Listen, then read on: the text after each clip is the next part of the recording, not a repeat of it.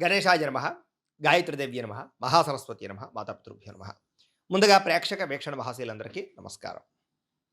మార్చి 3వ తారీఖున చంద్రగ్రహణం పట్టబోతోంది మనకి. అది పాక్షిక చంద్రగ్రహణం, గ్రస్తోదయ చంద్రగ్రహణం పట్టబోతోంది. అయితే ఎన్ని గంటలకు పట్టబోతోంది? అలాగే ఏ రాశి వారు ఈ గ్రహణాన్ని చూడకూడదు? ఏ నక్షత్రంలో పట్టబోతోంది? అలాగే గ్రహణం తర్వాత ఎటువంటి పరిహారాలు చేసుకోవాలి? అలాగే ఏ ఏ రాశుల వారికి ఈ గ్రహణ ప్రభావం ఎలా ఉండబోతోంది? అనుకూలంగా ఉంటుందా? వ్యతిరేకంగా ఉండబోతోందా? ఎటువంటి ఫలితాలొస్తాయి? అలాగే గ్రహణం సమయంలో గర్భిణీ స్త్రీలు తీసుకోవాల్సిన జాగ్రత్తలు, ఆహార నియమాలు, ఆబ్దీకాలు, ఆలయాలు ఇలాగ అన్ని రంగాల విషయాలు కూడా, అన్ని రకాల విషయాలు కూడా ఇప్పుడు మనం ఈ వీడియో ద్వారా తెలుసుకునే ప్రయత్నం చేద్దాం. అయితే ముందుగా ఈ గ్రహణం మార్చి 3వ తారీఖు 2026 సంవత్సరంన పౌర్ణమి రోజున, ఈ యొక్క పాల్గొన పౌర్ణమి రోజున ఈ గ్రహణం పట్టబోతోంది. అయితే అదే రోజు హోలీ పండుగ కూడా వచ్చింది మనకి. అయితే ఆ హోలీ పండుగ చేసుకోకూడదా కూడా ఇప్పుడు మనం తెలుసుకుందాం. అయితే ఈ గ్రహణం ఎన్ని గంటలకు పట్టబోతోంది 3వ తారీఖు మంగళవారం రోజున అంటే మధ్యాహ్నం 3 గంటల 19 నిమిషాలకు పడుతోంది. ఎప్పటిదాకా ఉంటుంది అంటే కనుక 6 గంటల 45 నిమిషాల దాకా ఉంటుంది సాయంకాలం. అంటే దగ్గర దగ్గర 4 గంటల పాటు ఈ యొక్క గ్రహణం ఉండబోతోందనమాట. అయితే ఈ గ్రహణం ఏ నక్షత్రంలో పడుతోంది అంటే కనుక పుబ్బా నక్షత్రంలో పడుతోంది రెండో పాదంలో. అంటే పుబ్బా నక్షత్రం వారు, సింహరాశి వారు కూడా ఈ గ్రహణాన్ని చూడకూడదు. ముఖ్యంగా సింహరాశి అంటే కనుక మఖా నక్షత్రం 4వ పాదం వారు, పుబ్బా నక్షత్రం 1, 2, 3, 4 పాదాల వారు, అలాగే ఉత్తరా నక్షత్రం 1, 2, 3 పాదాల వారు కూడా సింహరాశిలోకి వస్తారు కాబట్టి వీరెవ్వరూ కూడా గ్రహణాన్ని చూడకూడదు. అయితే గ్రహణం సమయంలో ఖచ్చితంగా నియమాలు పాటించాలి. ఎటువంటి నియమాలు పాటించాలయ్యా అంటే గనక, అంటే చాలామంది అనుకుంటారు అంటే పుబ్బా నక్షత్రం వాళ్ళు లేదా సింహరాశి వారు మాత్రమే నియమాలు పాటించాలండి. కాదు, అందరూ కూడా గ్రహణ నియమాలు పాటించాలి. కాకపోతే సింహరాశి వారు గ్రహణాన్ని చూడకూడదు. మిగతా వాళ్ళందరూ గ్రహణాన్ని మాత్రం చూడొచ్చు, తప్పేం లేదు. వీళ్ళొక్కళ్ళే ఇంట్లోంచి బయటికి రాకుండా గ్రహణాన్ని చూడకుండా ఉండడం మంచిది. అయితే ఈ గ్రహణం సమయంలో ఎటువంటి నియమాలు పాటించాలి, ఎలాంటి పరిహారాలు చేసుకోవాలనే విషయాలు ముందుగా తెలుసుకుని మిగతా విషయాలు తర్వాత మనం తెలుసుకునే ప్రయత్నం చేద్దాం.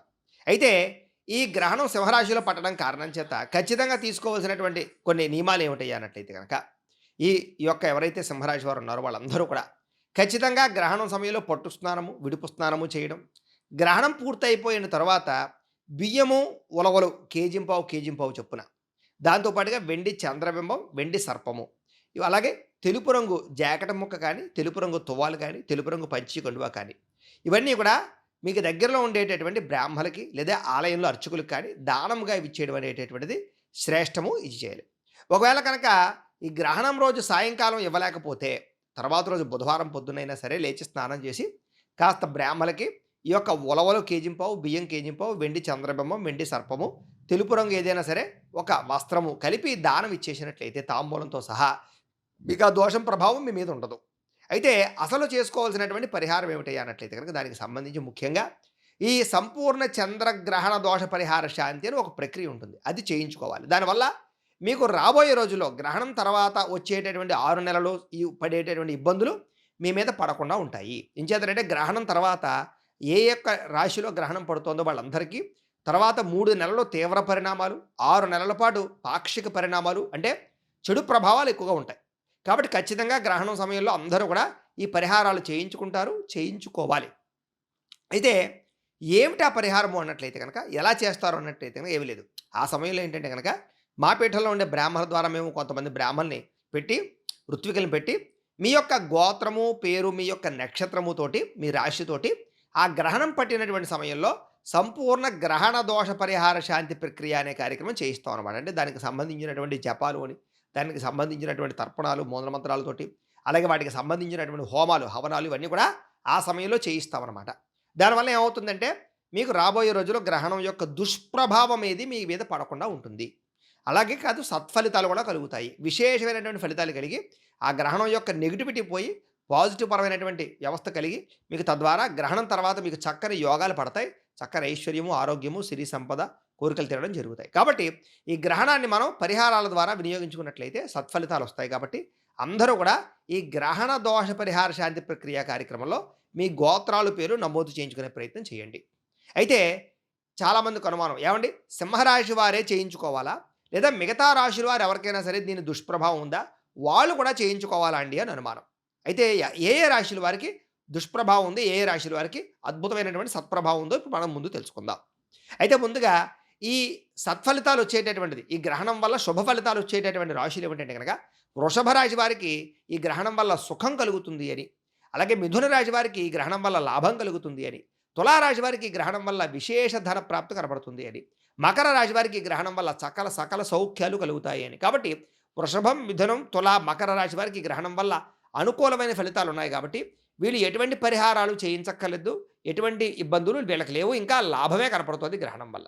అయితే మిగతా 8 రాశుల వారికి మాత్రం కొంచెం దుష్ప్రభావాలు ఉన్నాయి కాబట్టి వాళ్ళు మాత్రం ఈ గ్రహణ దోష పరిహార శాంతి చేయించుకోవడం చాలా ఉత్తమం. సింహరాశి వారు కంపల్సరీ చేయించుకోవాలి, మిగతా రాశుల వారు చేయించుకోవడం కూడా ఉత్తమం, అది మీ యొక్క ఆసక్తిని బట్టి. అయితే ఏ ఏ రాశుల వారు చేయించుకోవాలి అంటే కనుక, మేషరాశి వారికి మానహాని కనపడుతోంది. అంటే కనుక అవమానాలు జరగడం కానీ, మనసు బాధపడడం కానీ, లేదా ఆందోళన, చికాకులు, ఇలా రకరకాల సమస్యలు, ఒత్తిడులు గురవుతారనమాట. అందుకని మేషరాశి వారికి, అలాగే కర్కాటక రాశి వారికి విపరీతమైనటువంటి వ్యయం, అంటే విపరీతంగా డబ్బు ఖర్చు అవ్వడం, అలాగే ధన నష్టం కలగడం, నమ్మక ద్రోహాలు కలగడం, రకరకాల వాటిల్లో పెట్టి నష్టపోవడాలు, విపరీతమైనటువంటి ఆర్థిక ఇబ్బందులు కనపడుతున్నాయి. కాబట్టి కర్కాటక రాశి వారు కూడా చేయించుకోవాలి.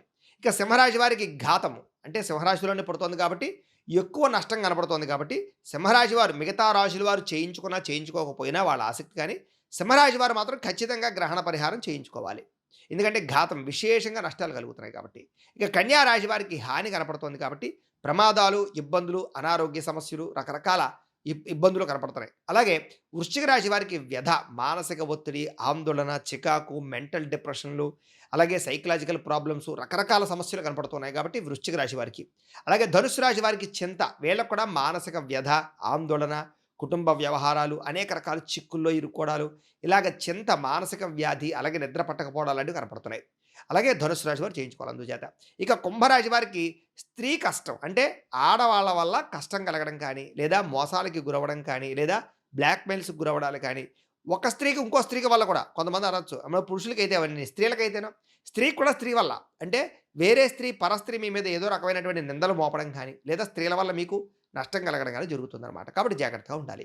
ఇక మీనరాశి వారికి అతి కష్టం, ఏది సజావుగా సాగకపోవడం, విపరీతమైనటువంటి యాతన, శ్రమ, అనేక రకాల మెంటల్ టెన్షన్లు, ఆర్థిక ఇబ్బందులు కనపడుతున్నాయి. అంటే ముఖ్యంగా మేష, కర్కాటక, సింహ, కన్య, వృశ్చిక, ధనుస్సు, కుంభ, మీనరాశుల వారికి ఈ యొక్క గ్రహణం వల్ల దుష్ప్రభావాలు ఉన్నాయి. కాబట్టి కుదిరితే వీరందరూ కూడా ఈ గ్రహణ దోష పరిహార శాంతిలో మాకు గోత్రనామాలు ఇచ్చి నమోదు చేయించుకుని పరిహారాలు చేయించుకోవచ్చు.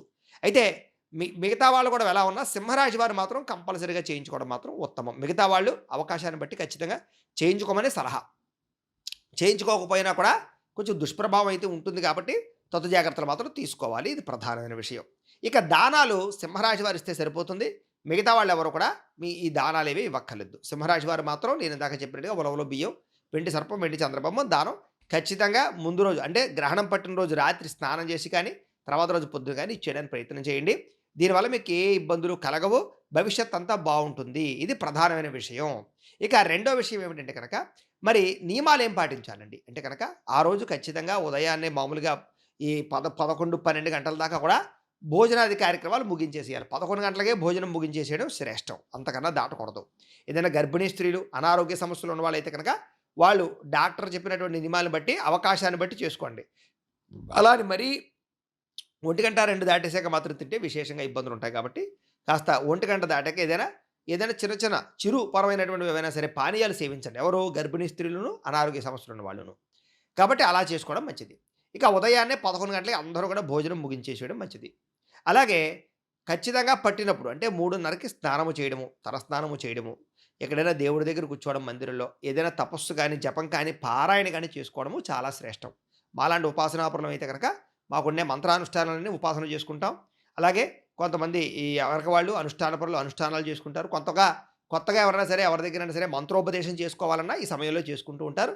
చాలా పట్టు, మంత్రానికి ఒక్కసారి ఫలిస్తే 1,00,00,000 రెట్లు ఫలితం వస్తుంది.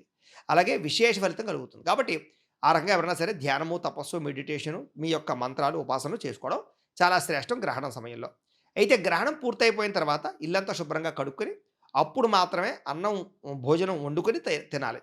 అంతేగాని గ్రహణం సమయంలో వండుకోవడం కానీ, గ్రహణం అయిపోయిన తర్వాత ఇల్లు కడుక్కోకుండా వండుకోవడం కానీ మంచిది కాదు. కాబట్టి గ్రహణం అయిపోయిన తర్వాత ఇల్లు కడిగేసుకుని శుభ్రంగా వంట వండుకొని ఆ భోజనం చేయండి. ఇక దర్భల విషయం, ఖచ్చితంగా మీ గ్రామంలో బ్రాహ్మలుంటే గాయత్రి మంత్రంతోటి అభిజాత్యం చేసి, ఆచ్ఛాదన చేసి మీకు దర్భలిస్తారు. అవి మీ ఇంట్లో ఈ యొక్క వాటర్ ట్యాంక్ మీద ఆవకాయలు, నిల్వ పచ్చళ్ళు, ఫ్రిడ్జులు, పెరుగులు, పాలు పదార్థాలు లేదా ఇంట్లో పప్పు ధాన్యాలు, ఆహార పదార్థాల మీద వేసుకోవడం శ్రేష్టం. ఎందుకంటే అవి పాడవుతాయి కాబట్టి. ఎందుకంటే అతి నీలలోహిత కిరణాలు రకరకాల నెగెటివ్ పరమైనటువంటి కిరణాలను వస్తాయి కాబట్టి నిల్వ పదార్థాలు పాడవుతాయి. ఆహార పదార్థాల మీద వేసుకోండి. మంచినీళ్ళు, వాటర్ ట్యాంకులు అలాగే ముఖ్యంగా దేవుడి యొక్క విగ్రహాల మీద, ఇంట్లో దేవతార్చన మీద ఖచ్చితంగా దర్భగడ్డి వేసుకోండి. వేసుకొని ఆ సమయంలో చక్కగా తపస్సు చేసుకోండి. ఇది ప్రధానమైనటువంటి విషయం. ఇక గర్భిణీ స్త్రీలు ఆచవలసినటువంటి నియమాలు. గర్భిణీ స్త్రీలు ఖచ్చితంగా 3:30 దగ్గర నుంచి కూడా అసలు కదలకండి. పొట్ట మీద చేతులు వేసుకోకండి. ప్రశాంతంగా ఒక కుర్చీలోనో, ఒక మంచం మీదో హాయిగా పడుకునో, కూర్చునో చక్కగా మీరేం చేస్తారంటే నామస్మరణ ఏదైనా చేసుకోండి. లేదా ఏదైనా సరే దత్త చరిత్రో, లేకపోతే గనక హనుమాన్ చాలీసాయో, లేకపోతే భగవద్గీతో ఏదైనా సరే లేకపోతే లలితా సహస్రమో, విష్ణు సహస్రమో పారాయణ చేసుకోండి. దానివల్ల విశేష ఫలితం కనబడుతుంది. గ్రహణం అయిపోయిన తర్వాత చక్కగా స్నానం చేసి చక్కగా భోజనం చేసేయండి. ఇబ్బంది లేదు. అది గర్భిణీ స్త్రీలు తీసుకోవాల్సిన నియమాలు. అలాగే ఈ రకంగా జాగ్రత్తగా ఉండండి. గర్భిణీ స్త్రీలు కాస్త బయటికి రాకండి. కాస్త ఈ యొక్క గ్రహణాన్ని చూడడానికి మాత్రం ప్రయత్నం చేయకండి. పొట్ట మీద ముఖ్యంగా చేతులేసుకొని గోక్కోకండి. దానివల్ల గ్రహణం మొలలొస్తాయి పుట్టేటటువంటి పిల్లలకి. కాబట్టి జాగ్రత్తగా ఉండండి గర్భిణీ స్త్రీలు. ఇక ప్రధానంగా ఆర్థిక విషయాలు. చాలామంది తద్దినాలు పెడుతూ ఉంటారు. మరి ఆ రోజు పెట్టాలా? పెట్టొద్దా? అంటే కనుక పెట్టాలి. ఇప్పుడంటే కనుక గ్రహణం పూర్తయిపోయిన తర్వాత ఇల్లంతా కడిగేసుకొని వండి అప్పుడు పెట్టాలి. ఇది కొంచెం కష్టమైనటువంటి విషయమే. కాబట్టి జాగ్రత్తలు తీసుకొని కాస్త బ్రాహ్మణులది ఒప్పించుకుని జాగ్రత్తగా వ్యవహార నియమం పాటించుకోవడం ఉత్తమం. ఇది శ్రేష్టం. ఇక ఆలయాల విషయాల దగ్గరికి వచ్చేసరికి ఆలయాలు కూడా ఉదయం 10, 11 గంటలకల్లా వాళ్ళ యొక్క అర్చన అంతా పూర్తి చేసేసుకుని ఆలయాలు మూసేస్తారు. అయితే కొంతమంది ఈ మధ్య విశేషమైనటువంటి చర్చలు లేపుతున్నారు. దేవుడికి గ్రహణం పడుతుందా అని. దేవుడికి ఏం పట్టదు. గర్భాలయంలో ఒక పాజిటివ్ వైబ్రేషన్స్, ఒక అద్భుతమైనటువంటి శక్తిని మనం నింపుతాం. ఆ శక్తికి నెగిటివ్ ఎనర్జీ అంటే పాజిటివ్ ఎనర్జీ ఉంటుంది ఆలయాల్లో. ఎప్పుడైతే ఈ నెగిటివ్ ఎనర్జీ వేవ్స్ కిరణాలు వచ్చాయో అవి పాడవుతాయి. కాబట్టి గ్రహణంలో ఉండేటటువంటి ఆ యొక్క శక్తి ఏదైతే ఉందో దాని ప్రభావం వల్ల దుష్ప్రభావం ఉంటుంది. కాబట్టి మనం ఆలయాలన్నీ కూడా ఎంతో తపస్సు చేసి, పూజలు చేసి, జపాలు చేసి అక్కడ పాజిటివ్ వైబ్రేషన్స్‌ని అలాగే పాజిటివిటీని ఉంచుతాం కాబట్టి అది పోకూడదని చెప్పి ఆలయాలు మూయడమే తప్ప అలా దేవుడికి ఎటువంటి గ్రహణము పట్టదు. ఇది ప్రధానమైన విషయం. కాబట్టి గ్రహణాలు సమయంలో ఆలయాలు మూసేయడం, మళ్ళీ గ్రహణానంతరం తెరిచి సంప్రోక్షణ చేసుకొని ఆలయ దర్శనాలు ఇవ్వడం అనేటటువంటి జరుగుతుంది. కాబట్టి ఆ రకంగా వ్యవహరించడం అనేటటువంటి ఉత్తమం. ఇది ప్రధానంగా గ్రహణానికి సంబంధించినటువంటి సందేహాలకి సమాధానాలు. ఇంకా ఏవైనా మీకు సంబంధించినటువంటి విషయాలుంటే కనుక కామెంట్ల రూపంలో పెట్టండి. మీకు రిప్లై ఇస్తాం.